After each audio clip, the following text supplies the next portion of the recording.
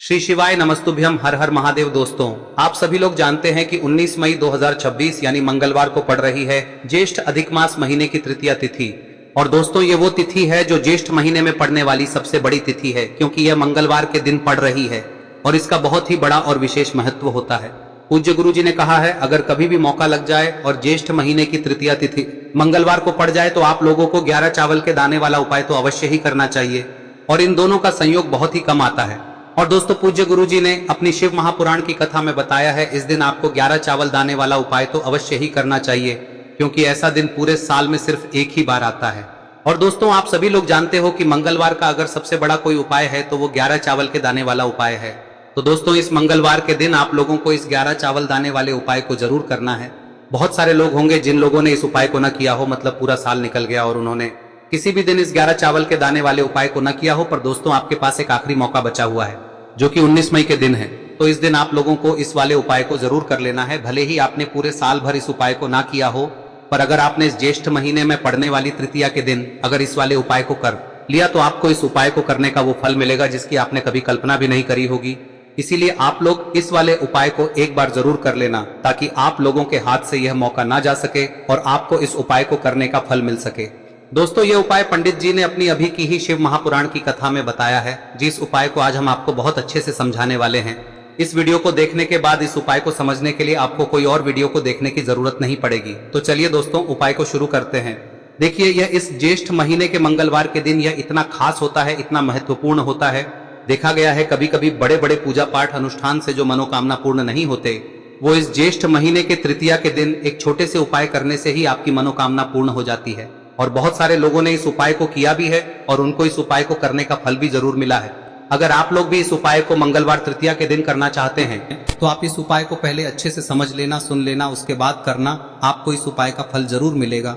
और इस उपाय को कर लेने से आपके घर में चाहे किसी भी प्रकार की दुख और समस्या क्यों ना चल रही हो, आपको उसका कारण भी नहीं पता है कि भाई यह समस्या किस कारण से चल रही है, उसका कुछ भी कारण हो सकता है, जैसे पितृदोष हो सकता है या किसी भी तरह का मंगल दोष भी हो सकता है। तो इस दिन आप लोगों को यह वाला उपाय कर लेना है।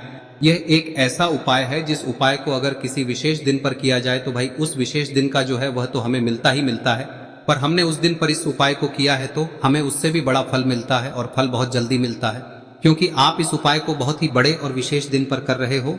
तो चलिए अब उपाय के बारे में बात करते हैं, लेकिन उससे पहले आप लोगों को यह जानना आवश्यक है कि आखिर यह उपाय किस समय करना है, किसको करना है और कैसे करना है।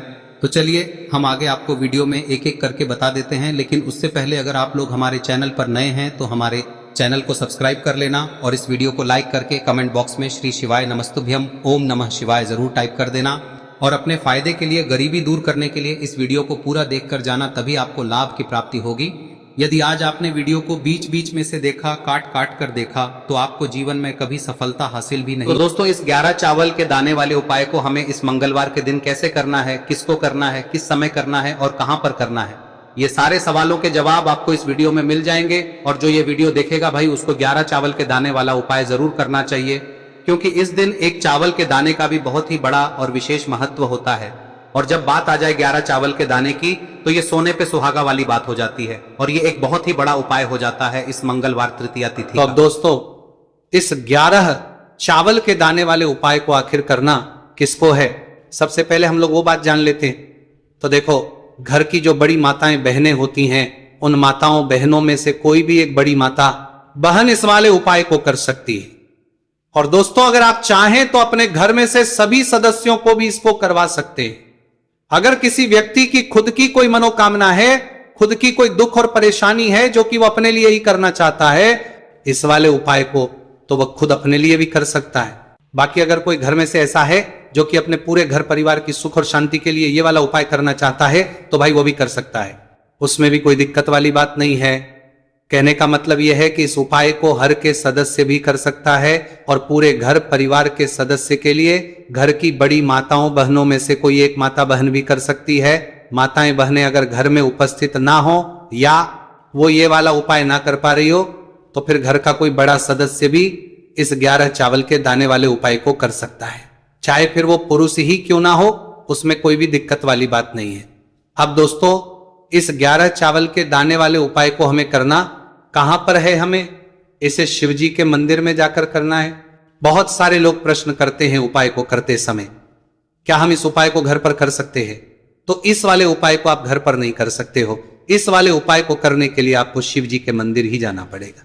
उसके बाद में दोस्तों जो अगला प्रश्न निकल कर आता है वो ये आता है इस उपाय को लेकर कि आखिर इस उपाय को हमें किस समय करना है, सुबह के समय करना है कि शाम के समय करना है?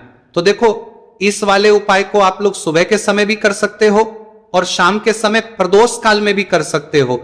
अब अगर आप पूछो कि भाई सबसे उत्तम समय कौन सा रहेगा इस 11 चावल के दाने वाले उपाय को करने का, तो हम आपसे बस यही कहेंगे कि इस उपाय को आप सुबह के समय करेंगे तो ज्यादा बेहतर होगा। बाकी अगर प्रदोष काल शाम के समय भी करेंगे तो भी अच्छा होगा, उसमें कोई भी दिक्कत वाली बात नहीं है।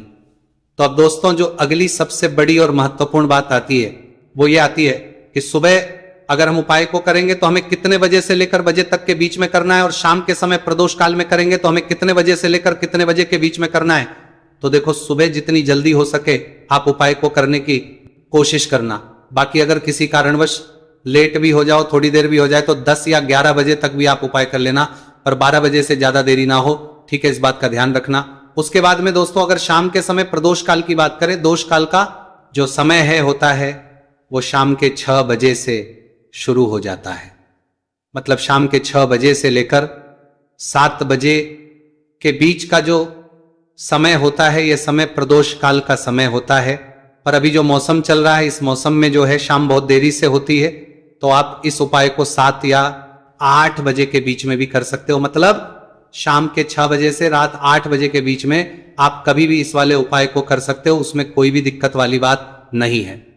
अब दोस्तों यहां पर इस उपाय को लेकर एक और सबसे बड़ी बात यह निकल कर आती है कि इस 11 चावल के दानों को हमें लेना कहां से होता है और हमें इस उपाय को करने के साथ में क्या और कुछ भी सामग्री ऐसी होती है जो शिव जी के मंदिर लेकर जानी है। तो देखो यहां पर हम आपको बता दें, सबसे पहले आप लोग ये जान लो कि ये जो 11 चावल के दाने वाला उपाय है, सिर्फ और सिर्फ आप उपाय की सामग्री लेकर कभी भी शिव जी के मंदिर मत जाना, क्योंकि हमें भगवान के सामने ये नहीं दर्शाना है कि अगर हम भगवान शिव जी के मंदिर आए हैं तो अपने फायदे के लिए आए हैं। तो इसलिए जो भी पूजन सामग्री है, उपाय सामग्री है 11 चावल के दाने, इसके साथ में आपको पूजन सामग्री भी जरूर लेकर जाना है।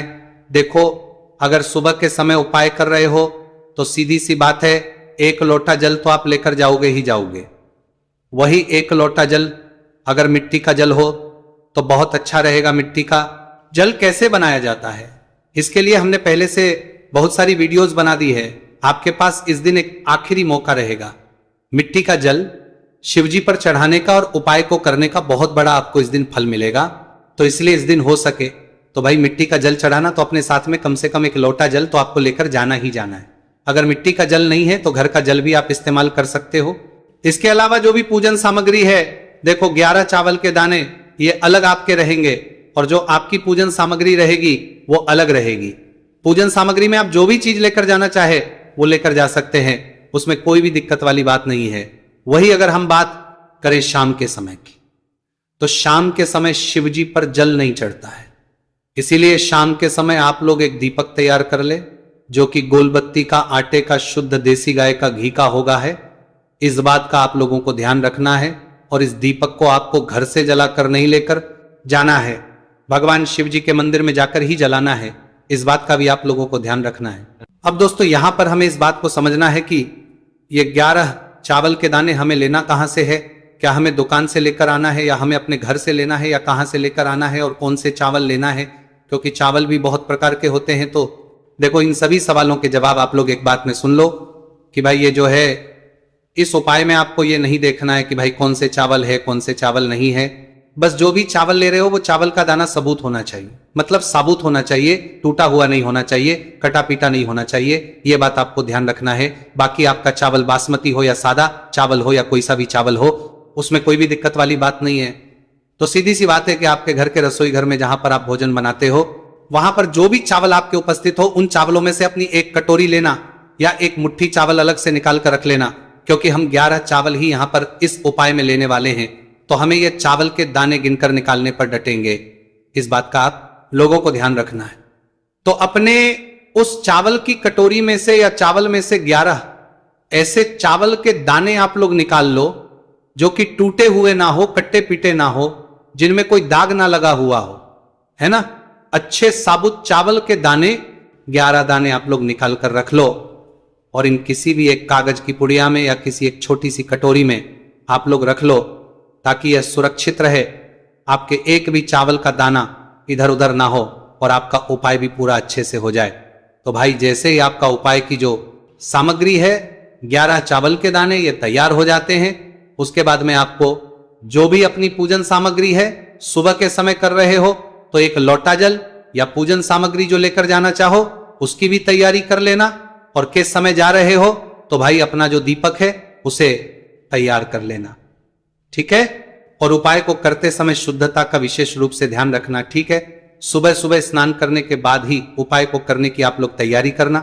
उसके बाद अगर शाम के समय की बात करें तो शाम के समय आपको स्नान करने की जरूरत नहीं है, पर शुद्धता का ध्यान रखना है। आपको स्नान तो नहीं करेंगे, आप हाथ मुंह धोकर भी इस वाले उपाय को शाम के समय प्रदोष काल में कर सकते हैं, इसमें कोई की बात नहीं है। तो आप अपने उपाय की पूरी सामग्री तैयार करके आपके पास ही में जो आपका शिव मंदिर हो वहां पर पहुंच जाइए। सबसे पहले शिव मंदिर में जाकर आप लोगों को उपाय नहीं करना है, पहले भगवान के दर्शन करना है, भगवान से आशीर्वाद प्राप्त करना है, फिर शिव जी की शिवलिंग के पास में आना है।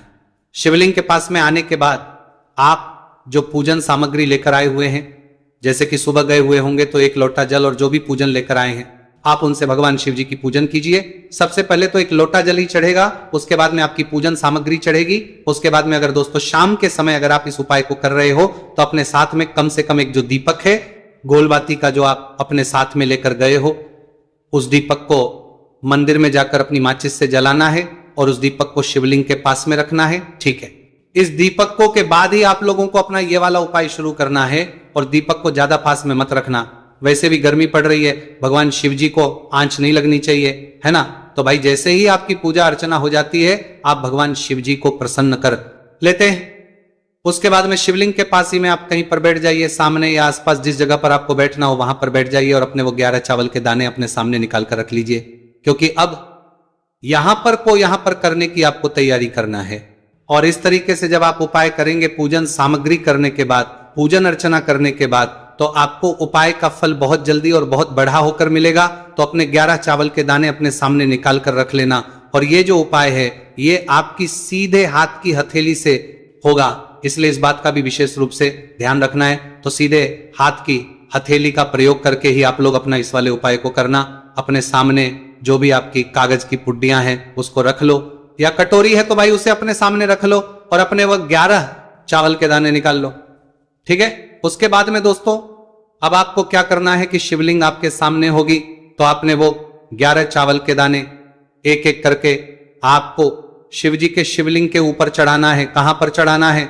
शिवलिंग के ऊपर चढ़ाना है, और कहीं पर भी नहीं चढ़ाना है, आपको अपने हथेली से शिवलिंग के ऊपर चढ़ना है। भले ही फिर वो अपने आप जलाधारी पर गिर जाए या मतलब वहीं पर गिर जाए, उसमें कोई दिक्कत वाली बात नहीं है, पर आप चढ़ाओ शिवलिंग के ऊपर ही। तो आपको क्या करना है, अपना पहला चावल उठाना है, श्री शिवाय नमस्तुभयम बोलना है और शिवलिंग पर चढ़ा देना है। इसी तरीके से दूसरा चावल का दाना उठा है, शिवलिंग पर चढ़ाना है और मंत्र बोल देना है, और फिर तीसरा चावल का दाना उठाना है, श्री शिवाय नमस्तुभयम बोलना है और चढ़ा देना है। इसी प्रकार से आपको पूरे 11 चावल के दाने एक एक करके शिवजी के शिवलिंग के ऊपर चढ़ाना है और भगवान से प्रार्थना करते जाना है। मतलब प्रार्थना तो आपको आखिरी में करना है, पर हर एक के दाने को चढ़ाते समय श्री शिवाय नमस्तु भयम जरूर बोलना है। उसके बाद ही में ये चावल का दाना शिवलिंग के ऊपर आपको चढ़ाना है। जैसे ही आपके 11 चावल के दाने शिवलिंग के ऊपर जाते हैं तो भाई उसके बाद में आपको क्या करना है, भगवान से अपनी मनोकामना बोलना है। मनोकामना भी कब बोलना है? जब आपका 11 चावल का दाना आपके सीधे हाथ की हथेली में हो और आप उसे चढ़ाने के लिए जा रहे हो, श्री शिवाय नमस्तु भयम बोलकर उस आखिरी चावल के उस शिवलिंग के ऊपर चढ़ा देना और भगवान से फिर अपनी वहां मनोकामना बोल देना। जिस मनोकामना के लिए आप लोग अपना ये वाला उपाय कर रहे हो, जिस भी दुख और परेशानी के लिए आप लोग अपना ये वाला उपाय कर रहे हो, उसके बाद में जैसे ही आप अपनी मनोकामना बोल देते हो आपका ये वाला उपाय पूरा हो जाता है। पर दोस्तों उपाय को करने के बाद आप लोगों को 2 मिनट भगवान शिव जी के मंत्र का जाप जरूर करना है। और मंत्र का जाप करने के बाद भगवान एक और बार प्रार्थना करना है अपनी मनोकामना के लिए या अपनी जो भी दुख और परेशानी है उसके लिए। इसके बाद में आप लोग भगवान को देखकर भगवान से प्रार्थना करके उनसे आशीर्वाद लेकर वहां से उठ सकते हैं और अपने घर पर जा सकते हैं। बस दोस्तों, यहां पर यह वाला उपाय पूरा हो जाता है। इस तरीके से जो भी व्यक्ति छोटी छोटी चीजों का ध्यान रखते हुए इस 11 चावल के दाने वाले उपाय को करेगा, निश्चित सी बात उसे उसकी मनोकामना जल्द ही पूर्ण होगी और जो भी दुख और परेशानी है वो भी बहुत ही जल्दी दूर होंगे। और दोस्तों, अगर आपको हमारी ये वीडियो पसंद आई हो तो हमारे इस वीडियो को लाइक और चैनल को सब्सक्राइब जरूर करें। हर हर महादेव, ओम नमः शिवाय। देखिए, मार्गशीर्ष मास के दिनों में विशेषकर भगवान शिव और माता पार्वती और विष्णु भगवान का पूजन किया जाता है।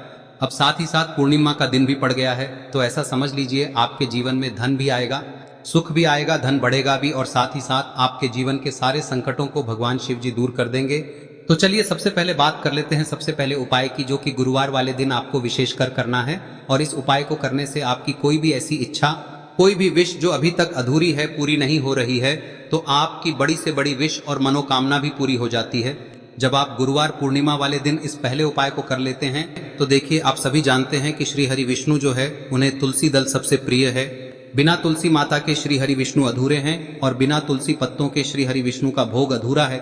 अब श्री हरि विष्णु को प्रसन्न करके आप अपनी किसी भी मनोकामना को पूरा कर सकते हैं, क्योंकि श्री हरि विष्णु प्रसन्न हो गए तो आपकी कोई भी विश और इच्छा मनोकामना अधूरी नहीं रहेंगी। तो आपको तुलसी के 5 पत्ते लेने हैं। अब ये 5 तुलसी के पत्ते जो आपने लिए हैं, ये 5 तुलसी के पत्ते आपको श्री हरि विष्णु को अर्पित करने हैं। अपने घर के मंदिर में ही ठीक है, ऐसा आपको करना है। आपके घर में श्री हरि विष्णु की कोई मूर्ति है, प्रतिमा है, वहां पर यह 5 तुलसी के पत्ते आप रखें और साथ ही साथ एक देसी घी का दीपक गोल बाती का आपको लगाना है और ओम नमो भगवते वासुदेवाय नमः इस मंत्र का आपको 11 बार जप करना है।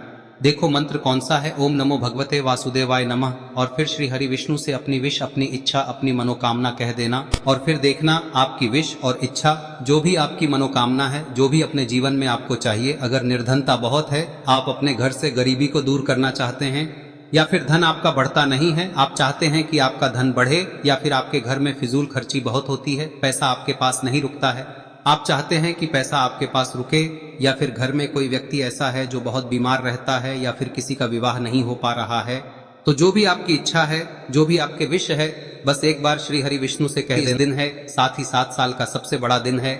यह दिन इतना उत्तम है कि जो आप श्री हरि विष्णु से मांग लेंगे, जो उनसे कह देंगे, वह आपकी विश, आपकी मनोकामना को बहुत जल्दी पूरा कर देंगे। तो यह पहला उपाय है। चलिए बात करते हैं दूसरे उपाय की। देखो, यदि आपके जीवन में आर्थिक संकट बहुत अधिक हो रहे हैं, धन की समस्या लगातार जीवन में बनी हुई है, एक एक रुपयों को प्राप्त करने के लिए आपको बहुत अधिक मेहनत कर रहे हैं, तो आज रात्रि में सोने से पहले आपको हो यह चमत्कारी दीपक का उपाय अवश्य करना है।